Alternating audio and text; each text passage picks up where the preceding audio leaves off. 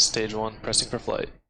We're go for launch. Let's light this candle. Yes, sir. Reading you loud and clear. Clear. The clock has started. The clock has started. 5, 4, 3, 2, 1. Liftoff. We have a liftoff.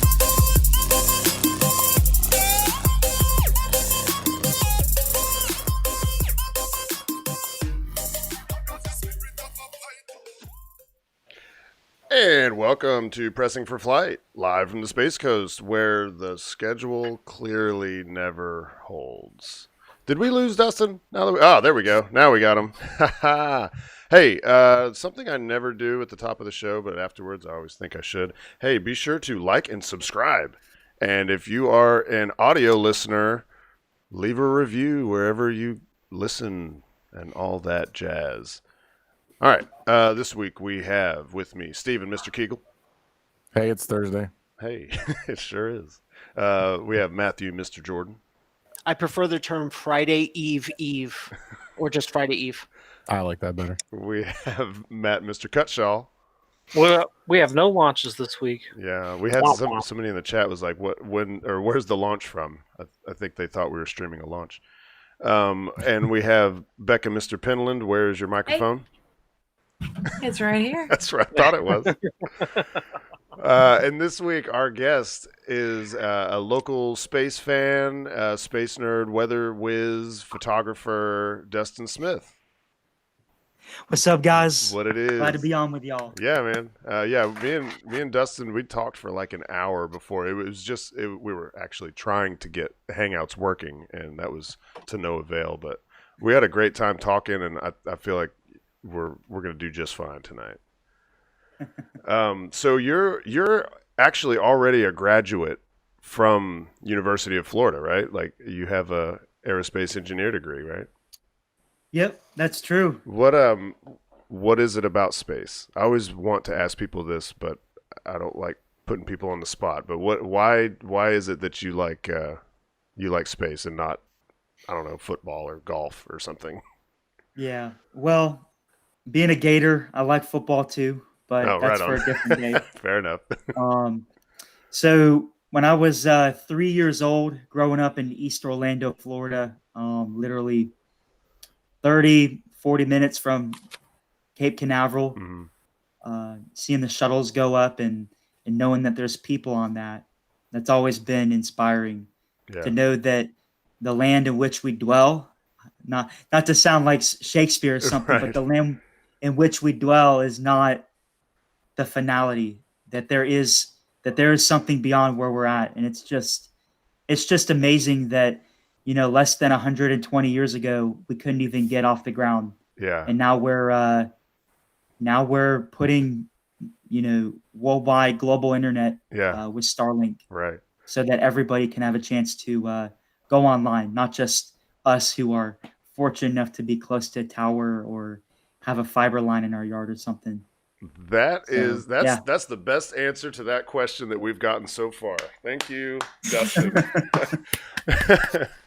I like it because that's kind of the gist of where my mind goes too. Like space it's inspiring, and it's like humanity's future. It's the final frontier. Yeah, but even the final frontier is never ending, right? Like once we figure out how to safely and reliably and cheaply get off the planet, then the sky is not the limit. Like there is no limit. There's So we were talking before, and you're working with an organization called the National Space Society, or NSS. And when you mentioned it, I was like, okay, yeah, I know what that is. But I thought, well, there might be people out there that don't know what that is. So what do you do with them, and what is the NSS? So NSS is the National Space Society, and it's such a unique and special organization. I volunteer for them. I serve and do graphic design and photography, and I'm excited that over the next few months, I'll be coming on as a member of the press and doing launch photography. So I'm excited to join people like yourself. Yeah, so we'll and start everyone to else. see you out there at the pad then, huh? Yeah, I'm excited. I've got some bucket list pad shots that I have in mind. Already got my my MyOps, Yeah. my future MyOps priced out, so I can go and order that. Right. Yeah. Just waiting for the green light from Mr. Jim Williams, Yeah. Oh, right. the man Yeah. himself. Yeah. You've already done your So- application, I'm guessing. Yep, Yeah. all that's in. We're just waiting, and we'll be patient. We know we're in a very unique time right now. Yeah. So back to your question, the NSS. The whole point of NSS is to continually spread awareness about space and how meaningful it is to people, to everyday people. Yeah. And it's about promoting a spacefaring civilization. Elon Musk has said it from the beginning. We shouldn't be a one planet species. Yeah. We shouldn't be a species that just sits in our heinies and doesn't go upward and onward. We should be a civilization that utilizes resources on the moon, on Mars, and beyond. And if we can promote that, if we can get people excited about that, then people will be willing to tell their congressmen, their senators, their local officials to put more money into space. I'll leave it at this. I've read before statistics that right now the money that's going to space is a mere fraction of the money that went into space in the 60s. If we had even close to the budget that we had in the 60s, we would already have nuclear transportation to Mars and beyond. Yeah. It's insane. It's ludicrous. Wasn't there a And thing that just came out people that like Elon, the military is actually Yeah. looking into the nuclear propulsion thing a little more? oh yeah, Yeah. oh yeah, Sorry, I didn't mean to interrupt you there. yeah. No, you can. It's your show. It's our show. It's Our ours. show. It's everybody's, Yeah. just like space. It's a commons. Just Steve-O talks know. more. Yeah. Oh yeah, Daryl. I actually read that. So John Van Horn, aka not Space Coast Steve, was in the chat earlier, but he had to go to work. Yeah, I saw Yeah, that. your Daryl. doppelganger. Sorry. I'm gonna open up the YouTube just for the chat. Yeah, I yeah. gotta see this. Yeah. They're a very chatty group, and I love it. I said hi. Yeah, there you go. All right, so let's see. What were we going to talk about? Let's see. So, I wanted to ask you. I didn't ask you earlier, and I hope this isn't off base, but do you have like a dream company that you would want to work for now that you have a degree? I know you mentioned you might go back for a master's and stuff like that, but is there one or a job, a certain type of job that you would do that if you had your choice? Yeah. So to give a long answer to a short question, I'll try to keep it short. No, but go ahead, man. I'm in a unique time right now. Got my degree in aerospace engineering, and I've been out of that for 2 years. Mhm. Real quick, I had the opportunity to work for the Orlando Power Company, supporting them on a contract basis for project management, Mhm. and that opportunity ended in October. And ever since then, I've really been getting into graphics and media and photography and video and content. So my answer to that question is probably different now than it was maybe even 6 months ago. But since we're talking about space, if I had to pick a space company, without saying SpaceX, because everybody would say SpaceX, Yeah. I would love to be a contractor for facilities at Cape Canaveral, working on the engineering, design, and implementation of ground service equipment, Right. the valves and the stuff that people really don't notice unless it breaks. Yeah, and then we scrub. AKA SN4. Yeah, right. You can thank a bad GSU or GSC problem for that malfunction. So Yeah. that would be fun. Doing launch support for SpaceX or whatever. That would be really fun. But right now, my eyes are really open to graphics and media. So, Yeah. serving a company doing that too. Whatever puts bread on the table. Yeah. I'm game for it. Right. So Now, while you were talking, I was bringing up a couple things that you've done, the graphics. I brought up Hover Slam first, but then Seth is in the chat, and he pointed out that you did the artwork for Ruds also, which I love this logo. I freaking love it. It's the beer bottle with the rocket flames coming out of it. It's very good. And then you also did Julia's, right? Let's see. yeah. I could probably find a photo of hers really quick that's got her watermark on it. Let's see. Probably this right here. You can barely see it. Hold on. Let me find another one.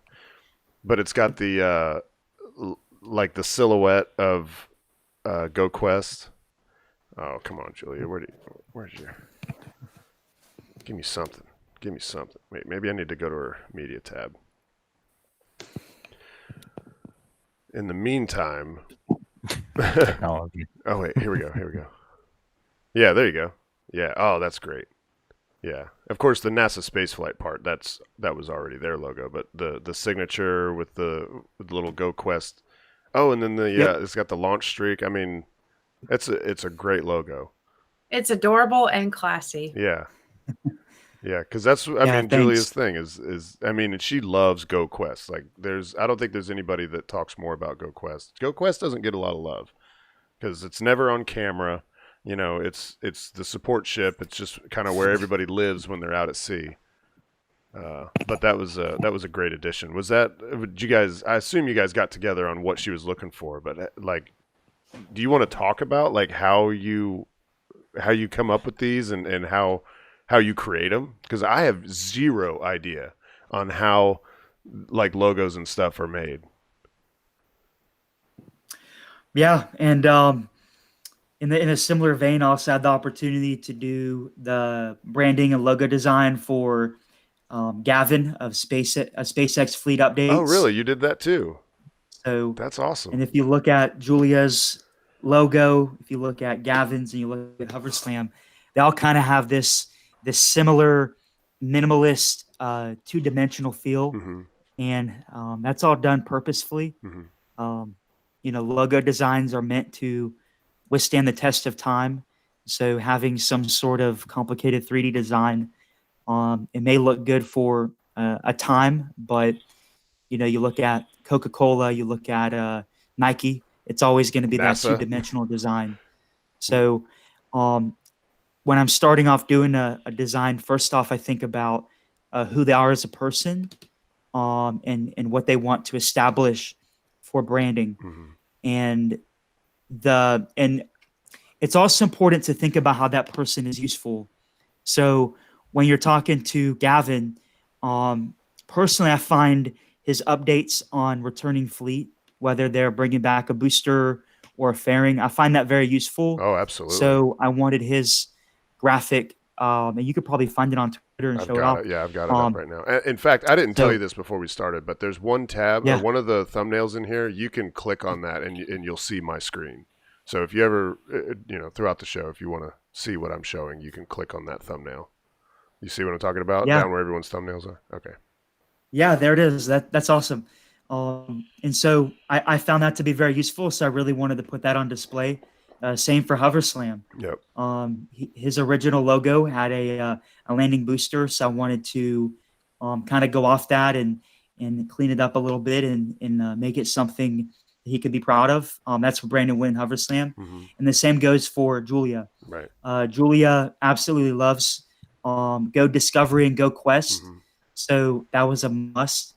I literally brought in an underlay of that ship, found an angle that I liked, a picture that I thought would be representative of what I wanted. Mm-hmm. And then I took one of her streaks.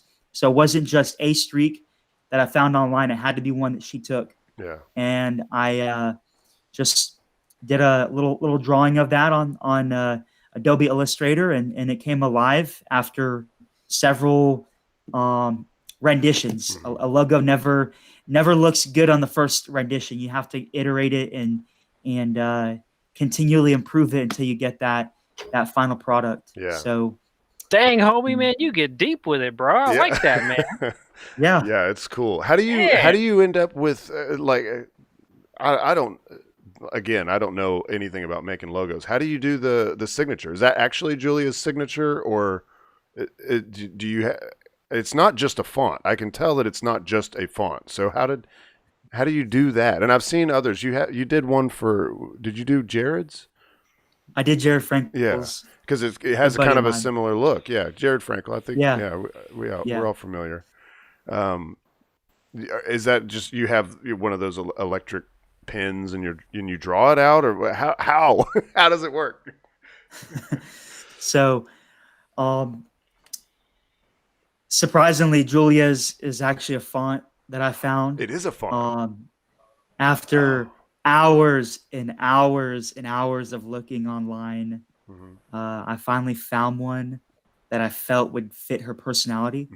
I know that sounds kind of weird. Oh, this guy's figuring out what my personality is, and then he's putting it into a font, into a design. It's an artist. It's not weird. It's not weird at all. Yeah. No, bro, that's tight, man. Yeah.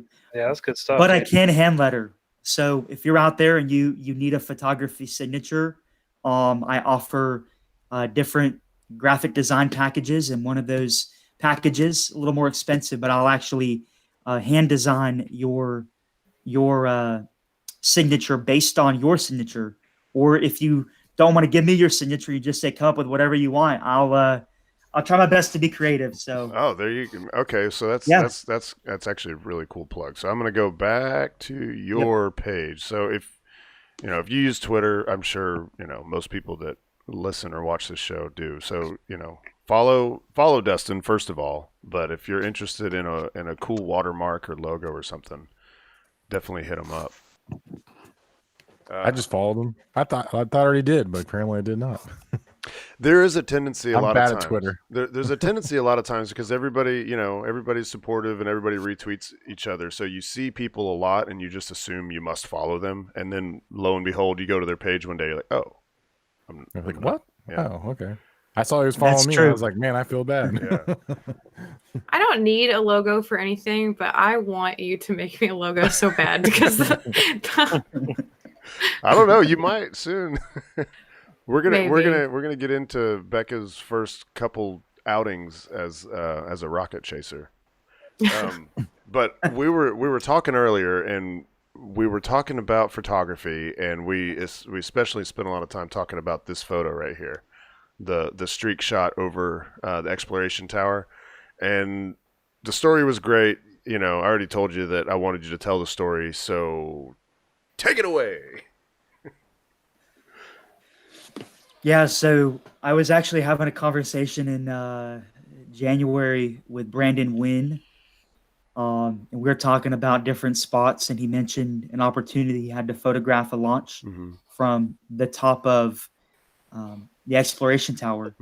And I thought, why take a picture of a launch from the top of the exploration tower when you have to pay, when I can sit in the parking lot and take a picture of a night launch of it and not have to pay a thing. Right. So this is of CRS 20, and I was actually hoping to get the entry and landing burn in it. Unfortunately, the entry burn and landing burn are just behind the tower. Yeah, it's So, like right here or something. Can you when you look at your original, can you see it through the slats or anything? Because you can see through the very top here, you can see through it. It seems like the entry burn would be visible, but these wide angle shots they can be deceiving. Yeah. And exploration tower is tall, so yeah. I mean, it might be in there somewhere. I know that when you're editing photos, some elements that could potentially be visible might be drawn out, or there's a lot of games that you play when you're editing a photo. True. So the interesting part with this photo is, as many locals are well aware of, the the tower is very well lit, Yeah. and Too well lit. that Too well lit yeah. for long exposure. and it was so I took a 7, 8, 9 minute exposure hoping to get the landing, Mm-hmm. and that was to the detriment of being able to find the details in the tower. Mm-hmm. So I actually, thank God, I actually got a test photo before the launch. I got about a 15 to 20-second exposure to make sure I had the framing right and make sure that the exploration tower was centered and everything. Mm-hmm. And so I overlaid that image and I blended it in Photoshop to get it to have the shine and the look that I wanted. So Yeah. I'm very pleased with it. I love it. Yeah. If we have time, there's one other photo that I love to talk about. It's actually my most recent streak. Oh, yeah. The one. Yep. I know the one. Let's see. Go back to your thread here. That's probably all the way at the top. And bam. There it is. So so for those of you that have been to Titusville or know of the area, there's a lovely place called Kirk Point, Riverside Park. Had to do it. So, That's beautiful. so Kirk Point is Spartan such a great trim. spot, and there's a special area, and I don't want to give too many of my secrets away, but there's a beautiful palm tree there, and I wanted to capture a streak shot going over the palm tree. Mm-hmm. I don't think anything speaks the Space Coast like a streak going over a palm tree. Absolutely. So I wanted to have this iconic photo, and I wanted to capture various elements. So usually I just leave the camera on, leave the bulb on for the full duration, from launch all the way through to the entry burn when you can't see it anymore. Mm-hmm. But for this launch, I wanted to capture the main first stage portion and the beginning of second stage flight. I wanted to get the jellyfish nebula kind of thing, Mm-hmm. and then also wanted to get the entry burn. So I shot that in separate frames, separate exposures, and that was actually to the great benefit of this photo. So for those of you that do launch photography, you're not just doing launch photography. You're doing other kinds of photography as well. And so personally, I was shooting a graduation the night before, was at the place super late, and it was not a very well lit place. So usually I don't like to put my camera in too high of an ISO, but I was shooting at 1600 ISO. And I'm sure you Everyone guys can know shivers. where I'm getting at. Yeah, photographers I know. shot That's that like, at 1600 ISO, and I adjusted all the settings and the framing was done perfect for this amazing launch, but I left it in 1600 ISO. Yeah. And as you can see, there's a couple parts of that image that are unfortunately blown out. Yeah. And this came out great, but I can only imagine what would have been if I had it on 100 ISO, Right. like I usually do for streaks. Yeah, my buddy John Galed, he was shooting a streak one time, and he was doing his test shots just for framing. And a neat trick to not have to waste as much time and do long exposures is you can crank that ISO way up, so you can do a nice short exposure and just see how your framing is.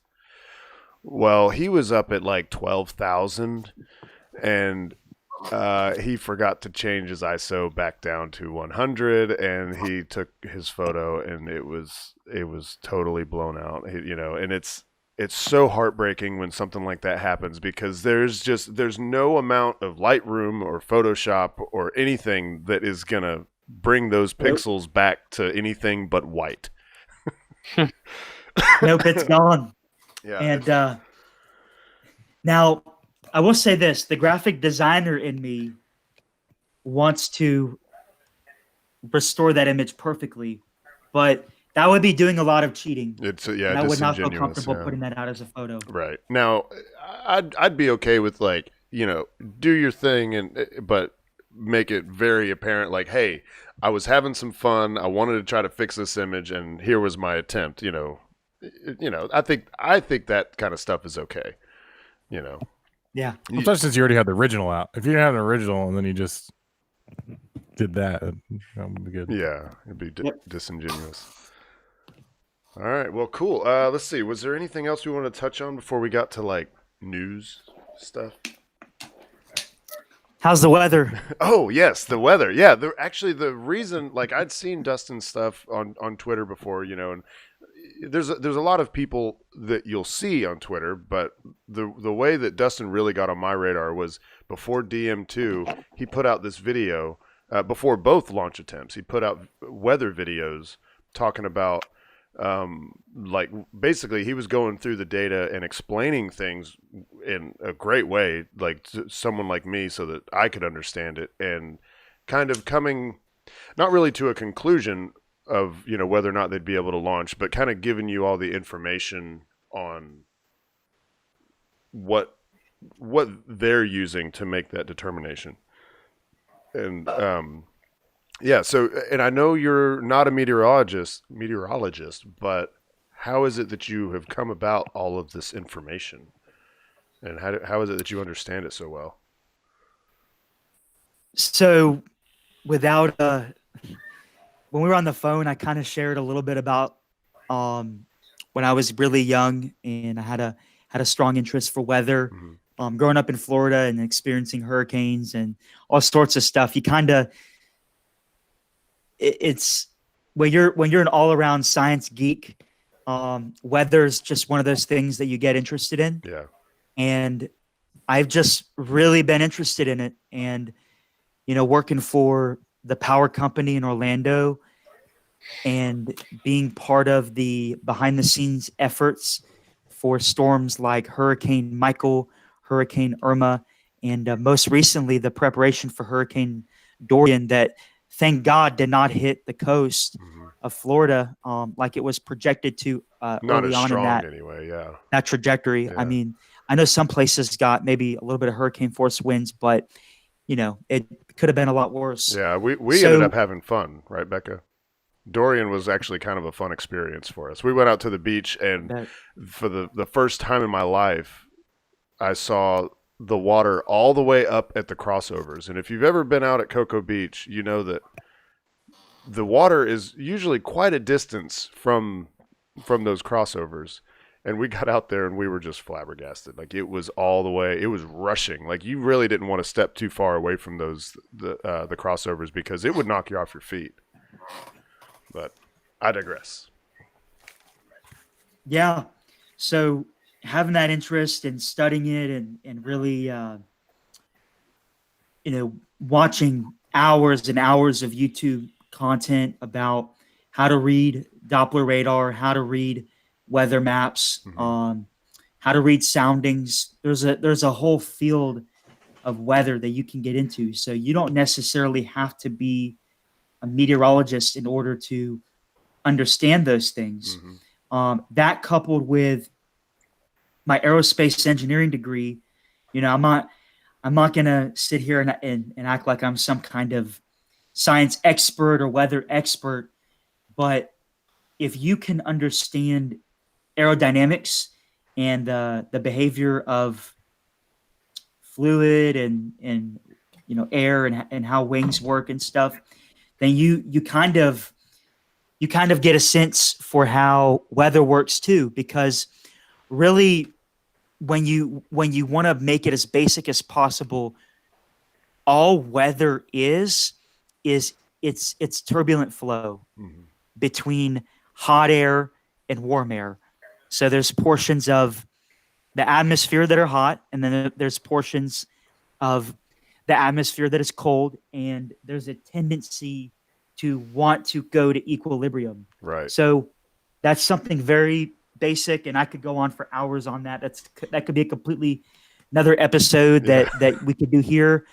Probably even more preferably, maybe I just go and do something on my channel. Yeah. The same channel where you saw some of those weather videos. Which I should probably bring that up. Let's see. So I guess kind of bringing this thought to a close. For every launch that I go and photograph or that I go and see, I will always do a personal weather forecast.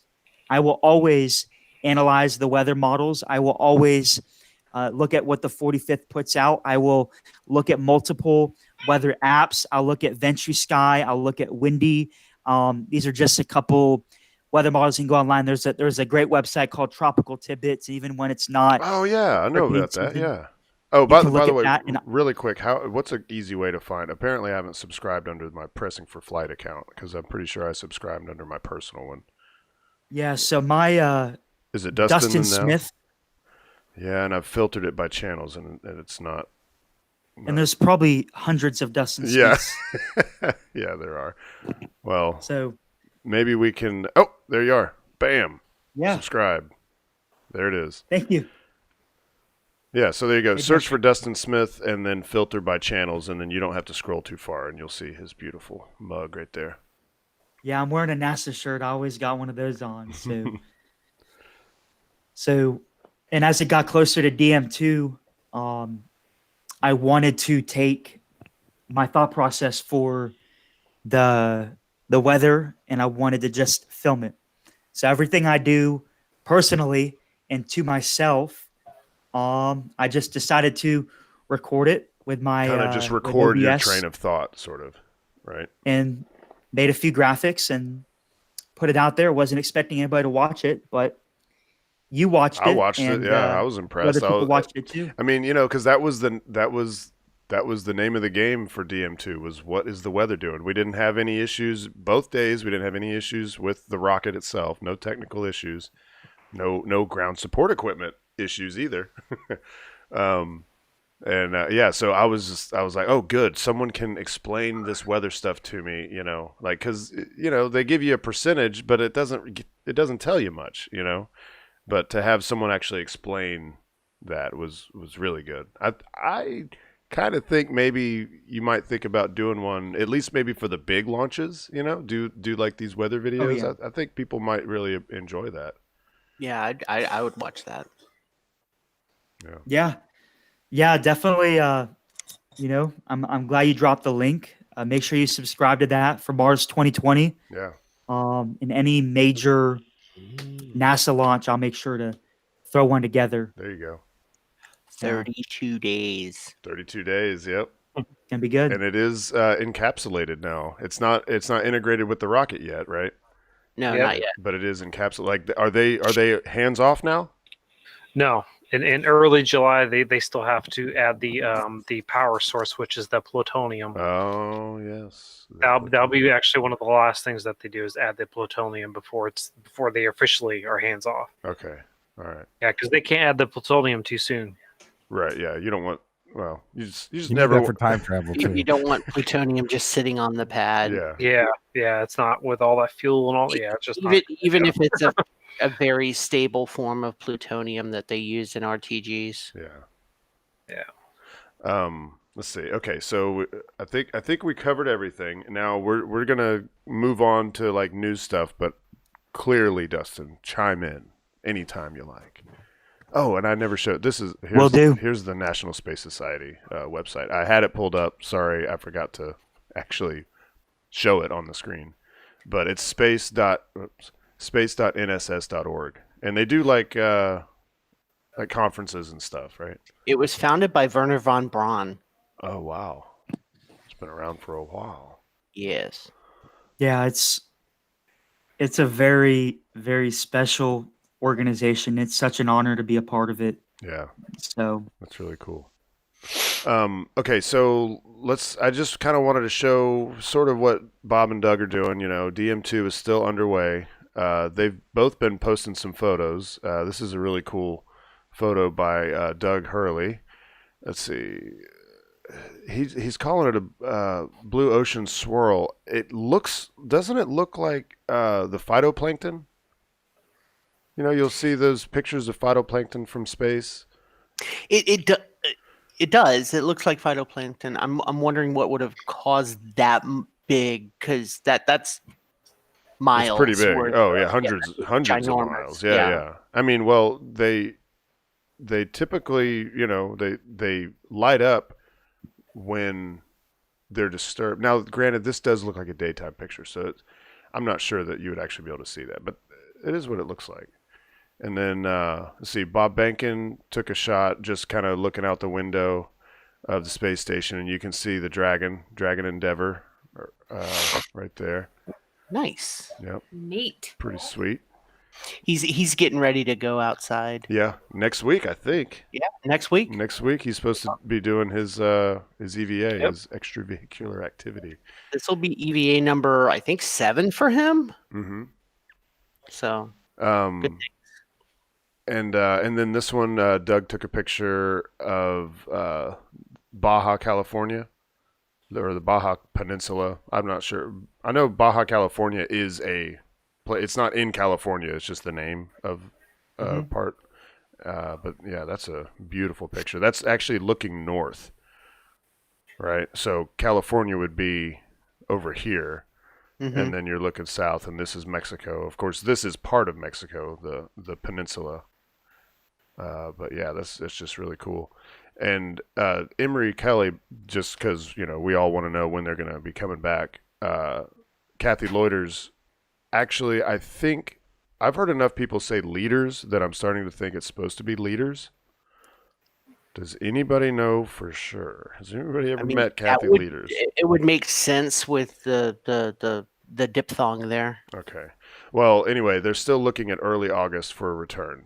And, I'm glad they're having a great time up there. I'm looking forward to that return. I want DM2 to be over, so that we know that everything worked.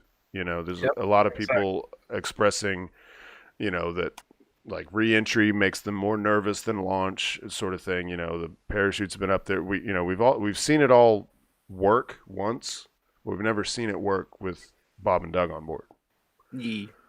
So definitely looking forward to the close of this. We've still got, a month and a half at least, because they're looking at early August, and it's not like a set day. Even whenever they're like, okay, we're ready to bring them back, they're still going to be looking at weather concerns, similar to, launch day. They need to know that the weather's going to be good whenever they come down, because they want to be able to come down off the coast of Florida, off the East Coast. They have some backup spots, but the plan is to bring them in. Have them touch down about 30 miles or so off Cocoa Beach, right here. About 30 miles that way. Everybody's going to be trying to get that shot of them splashing down, man. Well, you won't be able to see them splash down, but I'm hoping that we can at least see the parachutes or something, Yeah. I would with 30 miles away, that's still going to be a really tough spot. Yeah, unless you're going on a boat, I'm curious what the no boat zone would be for that. Oh man, that's going to be fairly large. Yeah, it's going to be pretty big. They're not going to let you within sight. Like like you're not going to be able to. You're going to have to be over the horizon for sure. Greg Scott is in the house. What up, Greg? Hey, Greg. What's up, Greg? Welcome, Greg. Should we tell him what Greg said? No. Now that Greg's in, we need to talk about the infamous IFA boat. Oh yeah, because you were on that boat, right? Yeah, yes. You were on. Who else was on that boat? I believe Michael Caine was on that boat. Seth was on the boat. Seth's in chat. Julia, I think, was on there. Julia, of Doss. course. Doss was there. Doss. That's what made it so great. Yeah. I mean, Doss had his whole setup right there. It was amazing. He got incredible footage. Greg got a great shot. Yeah. I think Michael Caine was vomiting. No, I don't know about that. I really don't. I heard some people got seasick. Yep. Yeah, it happens to the best of us. Dude, I would totally be seasick if I was out there. I think I can handle calm waters. Like I've been on the deep sea fishing trips, but my very first time, I was probably 12 years old. First time I went on a deep sea fishing trip, and I got seasick bad. And then the other 2 times I've done it, I took the Dramamine, and I don't think I would ever go out without it. The sick part. Oh, Seth said the sick part may or may not have been me.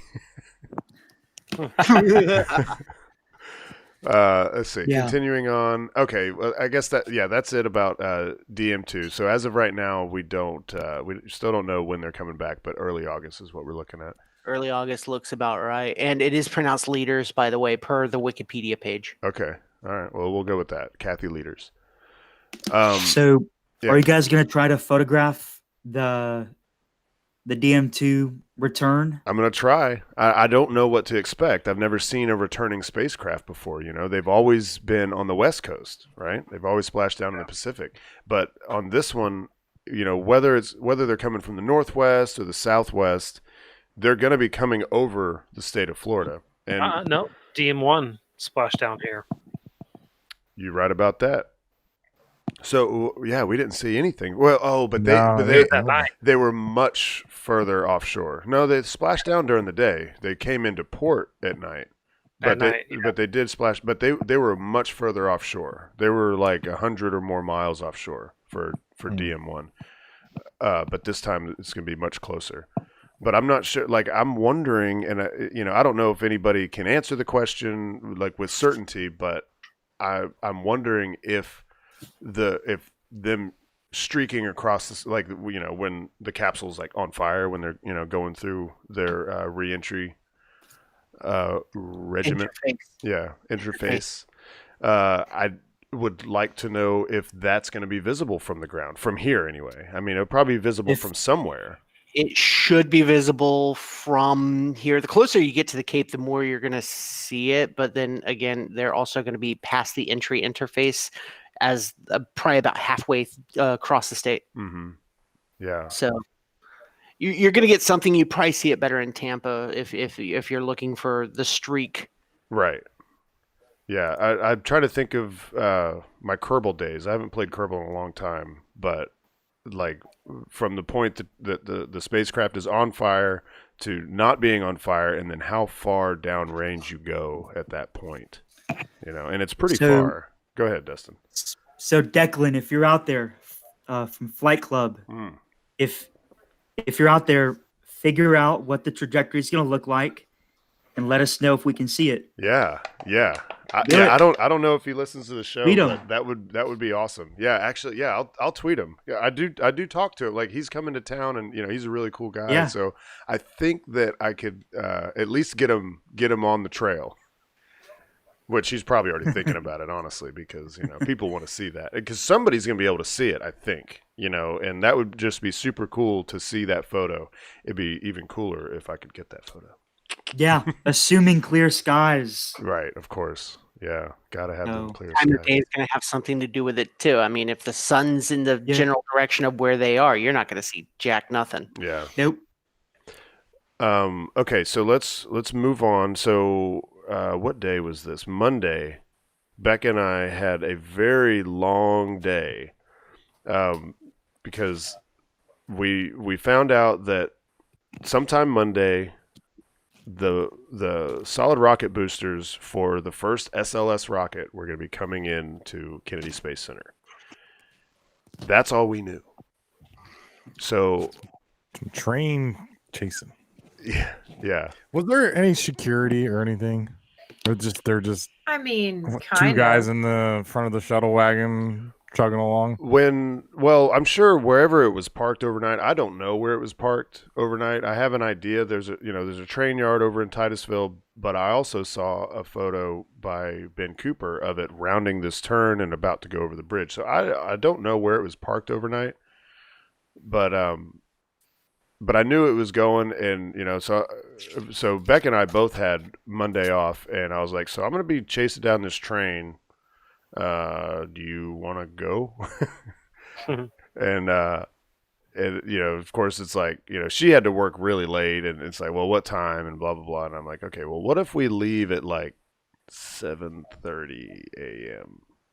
What'd you say? I said, okay. And then after like 5 minutes of thinking about it, I'm like, maybe that's not early enough, because what if we can't get in position in time? And I said, what about 7? I said the earlier the better.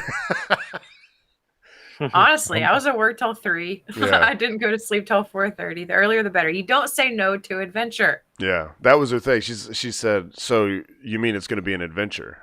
I'm like, "Sure, if you can call it that." I mean, it was 100% an adventure. It was. We heard tale of where a train might be, and that it might be that day. Mhm. We had no other information, and we found that freaking train. Yeah. I had binoculars and everything. Oh, there we go. Daryl wants to know, where's the pic of you actually chasing it? Oh, I've got a picture of Oh that. yeah, she does. Yeah, here, where's it at? I was cracking up when I wait. saw that picture. Oh, and look at Becca's new profile pic. Oh, we'll talk about that later. Yeah, that's a good one. Oh, it's right here. Bam. Nice. Running. That's wonderful. Yeah, because you could Look on his face. Wait, did they let you get that close to the train? Oh, Yeah, it was. please. Dude, We they could were have got closer. Yeah, they were closer. I could have been on the train if I wanted to. They might have said something if you had jumped on the train. So I don't think they would have cared. That's millions of pounds of high explosive right there. They're giving us a high five. Yeah. The guys on the train, they were waving at us and stuff. So the night before, I was kind of reaching out to, people in the community and just trying to figure out if anybody had any idea on when this was going to happen. And nobody really knew. So that's why we ended up getting up and heading out there so early. But then, day of, it was suggested to me to, rather than sitting at this railroad crossing, go on back over to the Max Brewer Bridge and look north. And there's a railroad bridge north of the Max Brewer Bridge, and it is actually a drawbridge. So I was told, look over there and see if that drawbridge is up or down. And that'll give you a clue that, you like when we're doing this stuff, we're going off clues because nobody is telling us a timing or schedule or anything. And we get over there and by this point, no, not by this point. It was just us when we got there, and I'd been in touch with Ken Kramer because I thought that he might have some idea. He's in touch with people. And so when we got to the Max Brewer, the drawbridge is up. We can't see the train, or I can't. I'm not a pro. Bekah is the pro here. But I'm in touch with Ken, and and I was like, I told him I've been told that we're using the drawbridge as our indicator, and that at a certain point the drawbridge did go down. So I get on the horn with Ken, like, hey, drawbridge is down, should be happening soon. It didn't. The drawbridge went up and down several times, but At least 3 times. It's been a while. Yeah. But Bekah actually spotted it off to the west of the bridge. She's like, there's white things over there, and and you weren't even using the binoculars yet. And so I had my big lens, my 600 millimeter. So I zoom in on it and I'm like, that does kind of look like what I expect it to look like. I had seen videos, days prior, Chris G had an opportunity to see it at some point along the trail. I don't know where he was when he was streaming that, but so I'd seen what it's supposed to look like. I knew that there were 10 segments, and each segment was divided by a spacer. And the reason they do that is specifically for going over bridges, because those segments are so heavy that you want to space out the weight, your weight distribution. So each segment had one. In these pictures, you don't see that because let's see where we at. Yeah, you don't see the segments. They had actually taken them out, and that took up a large portion of the day because the train eventually did move across the track. I got some what I think are some pretty cool photos of it going across. I'm glad you explained that, because I'm like, what is going on with why is this train looking all different in everybody's pictures? Yeah. He actually quizzed me on that when we were watching it. He said, any idea why there's spacer cars? And I thought about it for a second. I said, because it's heavy. So I got it right. Yeah, basically, yeah. Ding, ding, ding, ding, ding, ding. You're like, I didn't know this could be quiz today.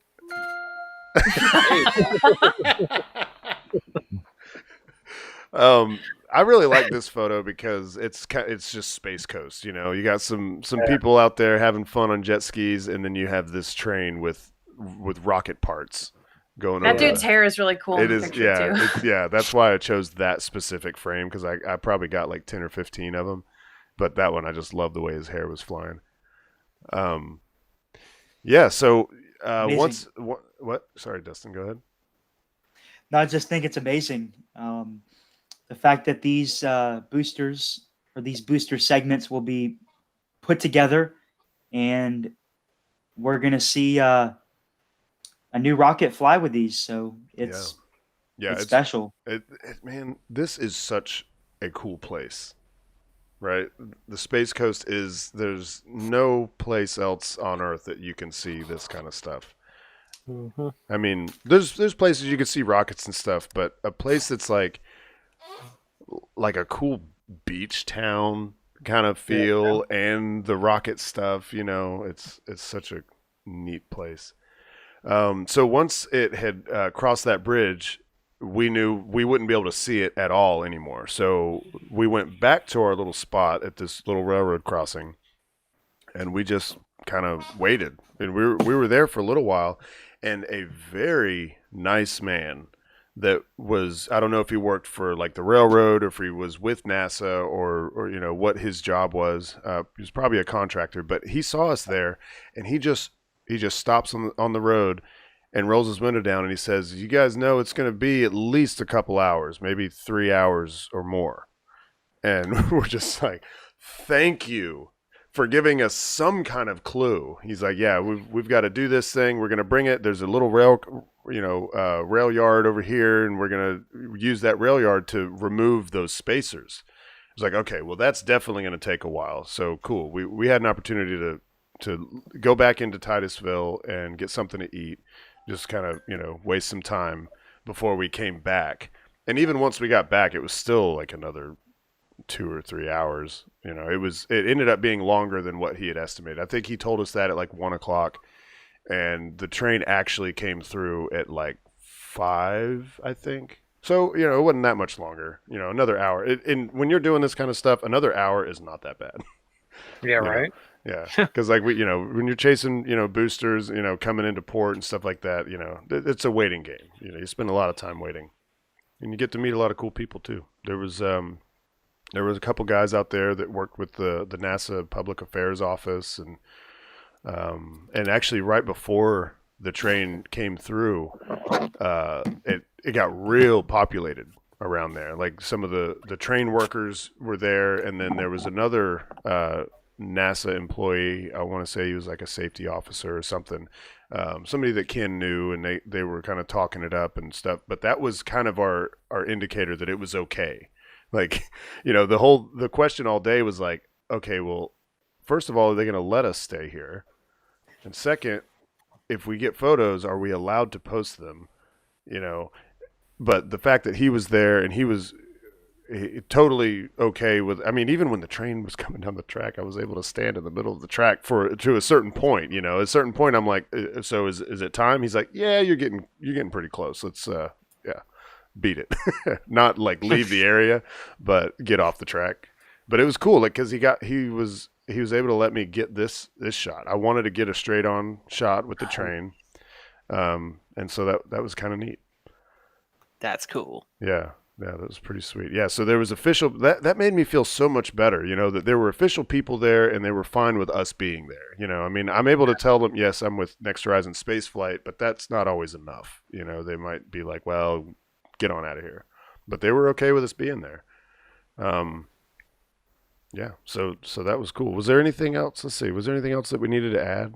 Oh, well, first of all, do not hump. Now, everybody likes to point out the do not hump thing, and it is funny. It's a railroad term.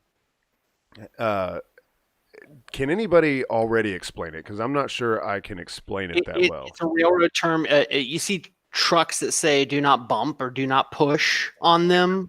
Yeah. It's the same thing.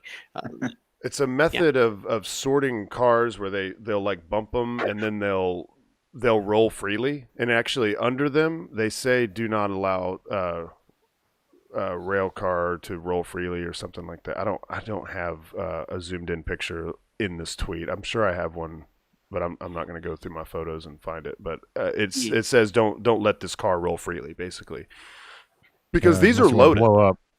These those are loaded. That is high explosive. yeah. Like That's why I can't believe there's no security. And there's no smoking signs either.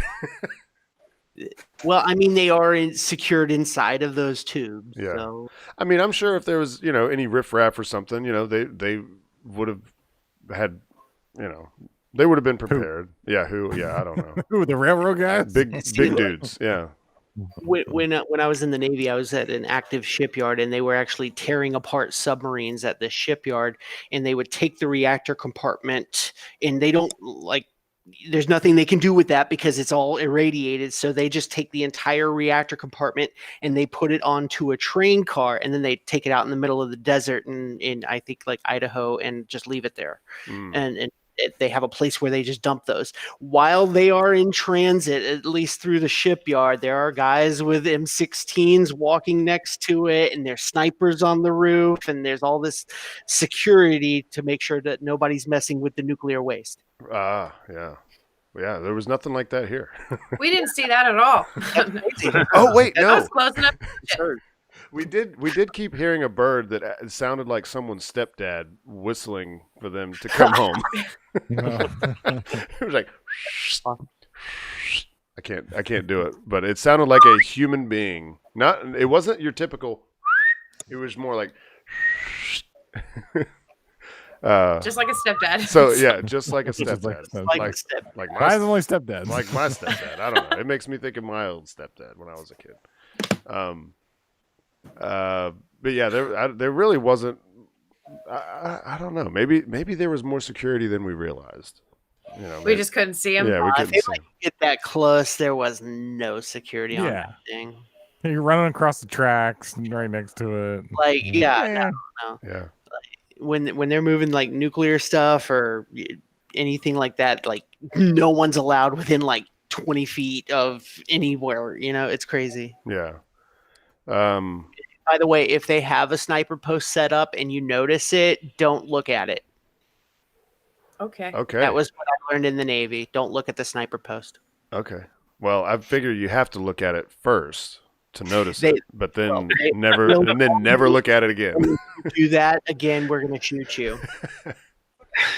Let's see. Just saying. Okay, so I think that's it. That's it for Train Spotting, right? Good movie. We had a great time hanging out with. It was awful. No, it's a good movie. You feel like dirty just watching it.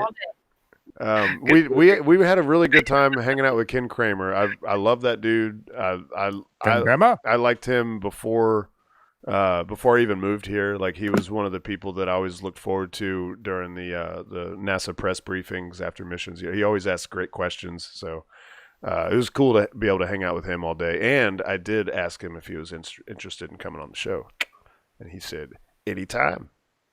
So, yeah, Ken's awesome. Yeah. So let's talk Starlink. Yeah, we're at an hour now, but we've already determined this is going to go long. So Starlink launched on, oh man, I'm losing track of days. What day was it? Saturday.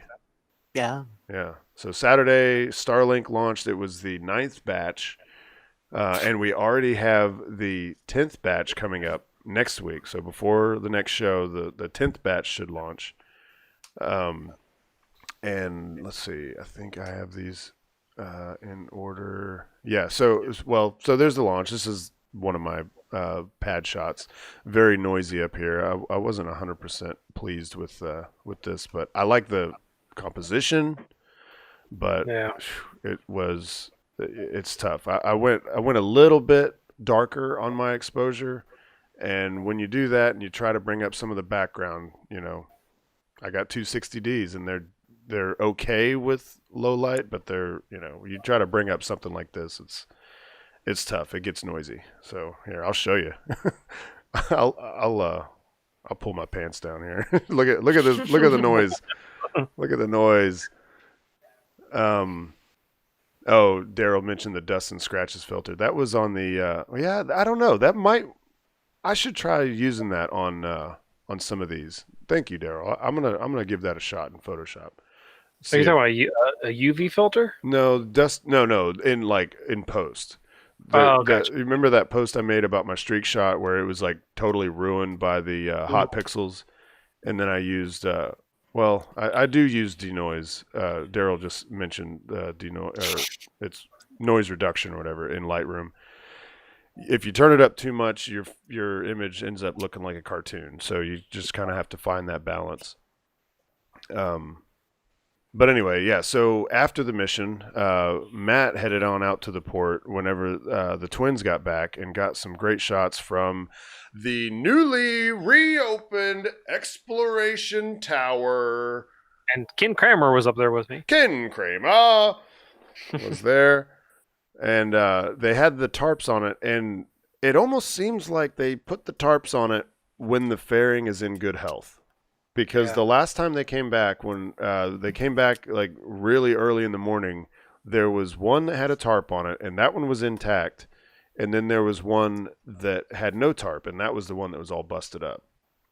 So it would seem, and actually I want to say that they that Elon maybe confirmed it, that they were both intact, and this is the first time that both fairing halves were recovered intact. Am I remembering this right? Anybody confirm? I don't remember seeing that, but they from what I saw from my viewfinder, they both looked like they were in good shape. Yeah. This isn't the one. Matt got a really good shot of. I mean, that one, it still had the elements, but I like this one right here. It's got Mist Tree and then the Blue Origin pad in the background. I was about to say that Blue Origin pad and facilities area looks incredible. Yeah, it's really coming along. Like these are on the sides here. If I'm not mistaken, these are going to be the lightning towers, and they're going to taper to a point, so you can kind of see like how tall they are now, and they're not even close to a point yet. Yeah, it's gonna be a monster, and the rocket is going to be almost as tall. So I'm thinking if we can kind of use the cranes as reference, they might go up as tall as the crane, right? Like with the very tip top of the lightning tower, and then the rocket is going to be just shorter, just a little shorter than that. Man, it's just going to be a monster, and basically anywhere you want to go is going to be great. Jetty Park is going to be great to watch New Glenn launch from. We're not paying any love to Miss Tree down here. Sorry, Miss Tree, but Blue Origin's stealing your thunder. Yeah, well, what's really cool about that picture is how you have two aerospace companies in one picture. Yep. Two competitors in one picture. That are both Blue Origin, SpaceX. You have future and you have present in one picture. Yeah, and they're both doing reuse too. Yep. They will both be the only companies doing reuse. Now, ULA has it coming down the road. They're going to do the smart reuse where they just drop the engines and catch those under parachute. But as far as like actually bringing the entire booster back, Blue Origin is going to be the only one. Well, to be fair, Rocket Lab will too. Mm-hmm. Yeah. They tested out the helicopter gripping. Yeah, that was really cool. That was awesome. Yeah. Okay, so a few days later, because the fairing catchers, if you don't know, fairing catchers are fast movers. They move way quicker than the tugboat with, of course, I Still Love You or Just Read the Instructions. It takes a drone ship about 3 days to get back from a Starlink mission. The fairing catchers, let's see, when was this, Matt? That was Saturday or Sunday. Oh, Sunday. It was Sunday. The next day. Holy crap! It was the next day after the launch. So that'll tell you. It takes the drone ship 3 days and takes fairing catchers like a day and a half. Yeah, I never went out there for fairing catchers for the twins to come back. So I was like, you know what? I want to go out there. I ain't got nothing else to do. I ain't got nothing else going on today. Right. Yeah. So Good work. Heck yeah. Just barely got there in time. As soon as I got started, set it up, I saw them off in the distance. I was like, oh boy, oh, really? Here we go. Oh, okay. Oh, yeah. I didn't have much time at all. And then, let's see, Tuesday, the day after our little train excursion. Oh, come on. We wake up at 6 a.m. again. Yeah. Like, hey, Bekah, you wanna go see this rocket or what? Why is this not? Let's see. Reload. Yeah, so we thought that it was going to be a day of we were going to go see the train and then make our way over to the port and see the booster come back. And then Gavin informed everybody that there was a slowdown. There was the schedule was not holding. Where is it? Okay, right here. And that it was going to be like 7 or 8 in the morning. So why do you do auto at 360? Yeah, so we get there nice and early, and booster comes in. This was actually Bekah's first time going to Jetty Park, period. Much less to see a rocket come in. And what do you think? Oh, it was great. It was wonderful. It's everything you would expect it to be based on its name. It's what I've wanted to see forever, and I can't believe that it was my first time going there. Yeah. But it was so freaking cool to see it that close. I had never seen it that close before, and get to see all that stuff, like the tugs doing their thing, and get to see all that in action. It was well worth the wait and the early wake up after not enough sleep. Yeah. And she actually tried her hand at a little bit of port photography. And I think she did a great job. With me Yeah, phone. great photo. Yep, just with her phone here. That iPhone. Yep.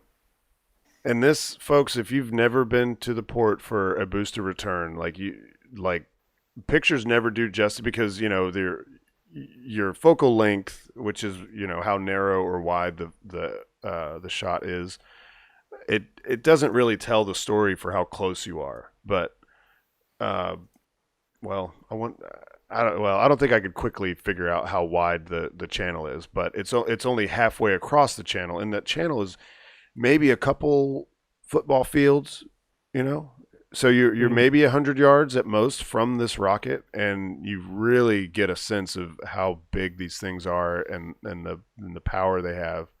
And of course, you can see people walking around on the deck, and you see the octograbber underneath it, and it's like you see things that you've seen pictures of a million times, and then when you see it in person, there's just nothing like it, know.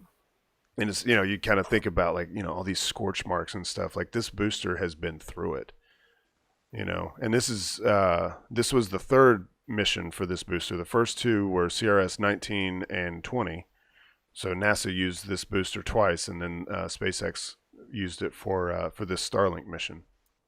Looks like that channel is about 400 feet wide. 400 so feet. You're about 200 feet away from it. Oh, okay. So less than a football field away.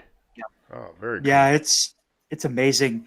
When I was quite a bit younger during the shuttle era, I would actually stay up late or wake up early to see video of the shuttle being rolled from the landing facility to the orbiter processing facility. Uh-huh. And so they would put the shuttle on a basically, I wouldn't call it an 18-wheeler because it had a ton more wheels than that, but this large yellow trailer, I guess I'll call it, and it would lug it from the landing facility to the OPF. Mm-hmm. And it was just so cool to see that make its journey. And then to actually go to the port, the first booster I saw come in was the DM2 booster with the NASA worm on it. Had to see it. And to see that come in, it brought memories of that childhood experience of seeing it roll in. Does this look familiar to you? This transporter for Falcon 9? It's very similar. It's the same one. Yeah, it is. It's the NASA or SpaceX bought it from NASA, and it's the one they used to transport the Falcon 9. Oh wow. Yeah. So that's the shuttle. It's the same platform? Yeah, it's the same vehicle. Yep. Wow. That's one of the cool little tidbits about this vehicle. It's the same one that used to transport the orbiter around. Insane. Yeah. I didn't know that. Yeah, and you're right. You wouldn't call it an 18-wheeler because I think it has more than 18 wheels on it. Oh yeah, Quite way a few. more. Those are Bud wheels. Yeah, this is the same one, and you can double check that. But that's a factoid that I've heard spoken many times about how SpaceX actually bought this in order to transport the Falcon 9 around. Yeah, so that's pretty neat. Let's see. I wanted to show that shot again. This one, I really like this shot that I got of Bekah watching, little silhouette shot.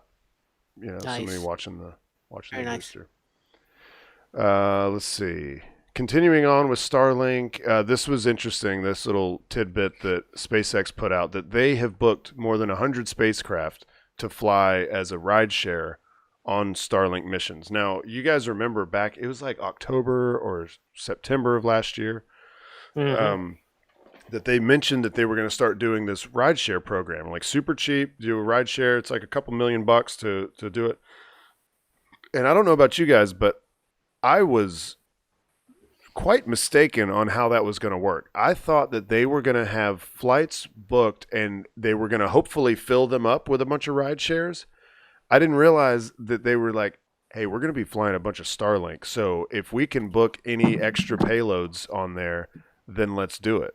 And That's so, smart, That's smart. Yeah. Yeah. I mean, because obviously they're footing the bill to launch their own satellites, which that means that they get it at cost, which I'm not sure if we know what that is. I don't know what like just bare bones cost is for them to launch, but they're able to make, maybe a couple $1 million off of somebody hitching a ride on a Starlink. And now instead of doing 60 on this last one and the next one too, they're doing only 58 to accommodate the extra mass by these ride shares. So this last one had 3 SkySats, which are satellites for Planet Labs, and they're basically Earth-observing satellites. They're used for all kinds of things. I know farmers, that's a big thing, that farmers use that, right? Jordan is nodding like he knows a little bit about this. Go ahead. Yes. So they use that a lot for farming, and you guys would actually be interested in this as photographers because it does have a lot to do with photography. They take the images using DLSR or DSLR. That is, they take the images using that, and then they reassign the red, blue, and green in such a way that instead of red, you're looking at ultraviolet, or instead of blue, you're looking at infrared. In doing that, they can actually pull it out and say, okay, I'm looking at a forest. How many of those trees are pine trees? I can see the pine trees are a different color. Or, I'm looking at all these farmers' fields. How many are actually alive and which ones are fallow? You can tell by the different color coming off of it that you're not able to see normally. They actually use infrared and ultraviolet, and they can actually replace red, blue, green with that ultraviolet. And I've got some awesome pictures. I'll if I ever write an article about it, I'll pull some of the pictures out of the textbook. Yeah. Just to kind of give you guys an idea of what changing the red, blue, and green does to a picture. Oh, very cool. Man, that's interesting. Yeah, that's cool. Yeah, I had no idea. Wow. They can tell what type of plants are what. They can look at a neighborhood and say, okay, these 10 houses have heat running and these don't. There's a million things that you can do with it, and it's very interesting. And they've found ways to stretch that technology to make it even more viable. Very cool. Very cool. Let's see. Oh, you sent me that article, but I just went ahead and went to the actual tweet because Neopork is somebody that is doing renders of various things, and this one was really cool. This is hypothetically, if Starship were to launch Starlink satellites, they could do 4 stacks of 60, so 240 per launch. Yeah. So that would be really cool. Me and Matt the other day we were talking about like how many launches it's going to take to get the full constellation. Is going to take because you were talking to your buddy about it, and you guys did the math. It was going to take like 5 or 6 years to get them all up. Yeah. Me and Doug were talking about that. Yeah, and luckily they don't need to have all the 40,000 or whatever it is up there for it to work. But imagine how much faster they could get it. Get all the satellites in position if they could launch them on Starship. That would just be. Plus, it would be cheaper. From what I read in the actual article that accompanied this, Starship is cheaper to launch than a Falcon 9. Right, because of full reusability. 20 million versus 30 million when it comes to price. Now, if you're looking at just cost of fuel, I mean, a Starlink mission only costs about $300,000 just in the cost of fuel. Right, so right. And also, everybody, in case you didn't catch this, there is now a mailing list for Starlink. You can sign up for this mailing list, and they're going to give updates on when public beta is going to be available in your area, because you put in your email address, your zip code, and your country. And they're all of us down here next to the equator. It's going to be a long. It's going to be a while. time. yeah. Because and I think do I have? I don't have it. Let me quickly try to pull up Flight Club, because he put out a really cool video today.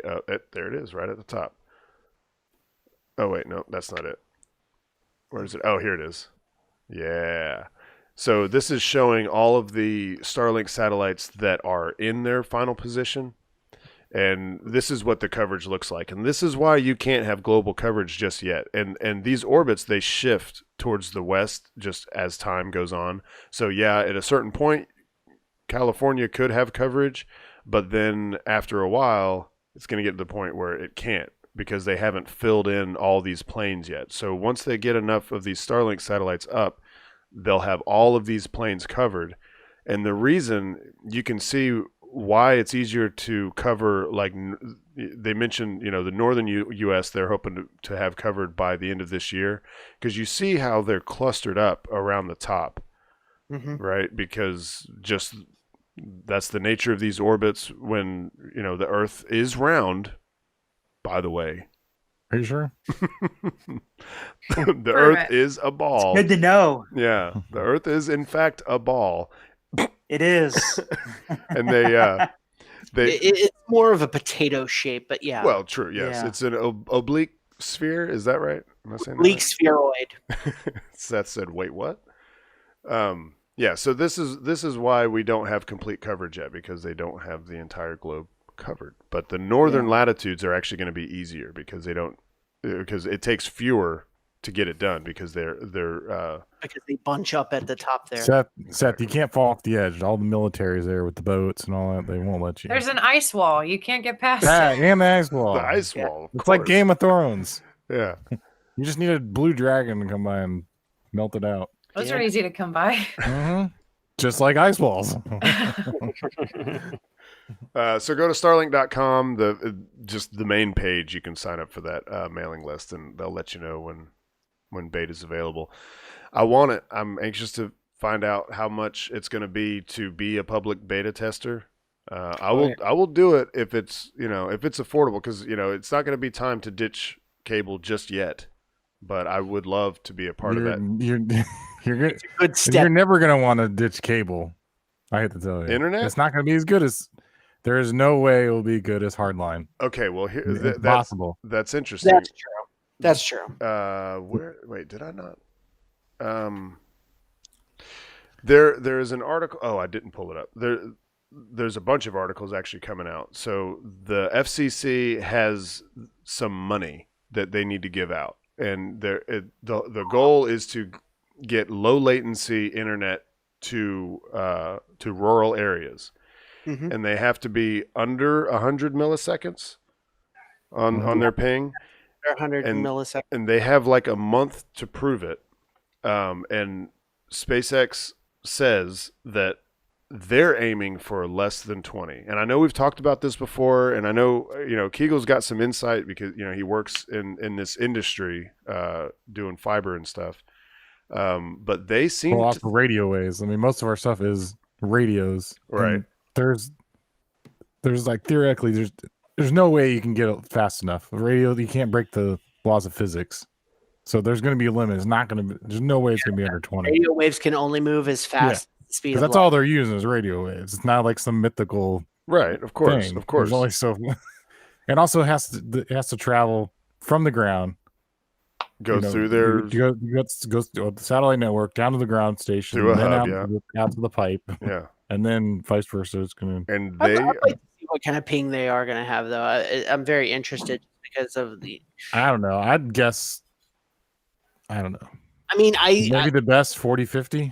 hit a 150. Theoretically, they could 150, but that's like the very edge of theory.